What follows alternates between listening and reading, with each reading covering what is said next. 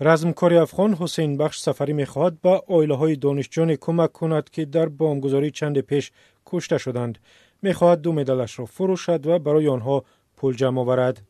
مدال 2000 ابدی ترکمنستان اولین مدال تاریخ افغانستان از اشقاباد ترکمنستان هستند و مدال دومی را هم از مسابقات آسیایی مغولستان منگولیا گرفتم.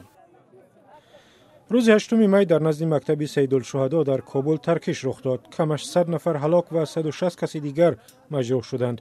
بسیاری از قربانیان دختران نورسی بودند که از مکتب بیرون می آمدند.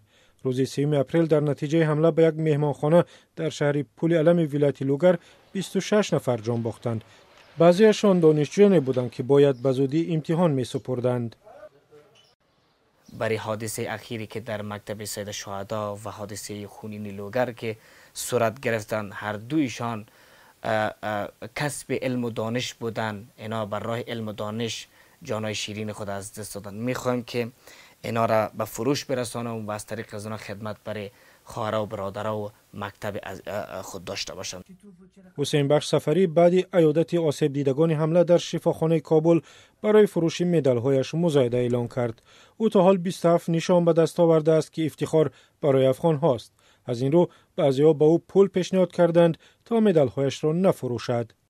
دوستا و عزیزا و بزرگا و تجاران ملی و بین المللی تماس گرفتن، یکی صحبت کردن که با بسیار اشک و گلوی بغض ایرا گفتن که سفری صاحب، ما هیچگاه نمیگذاریم که این مدال با ارزش بگذاریم که تو به فروش برسانی.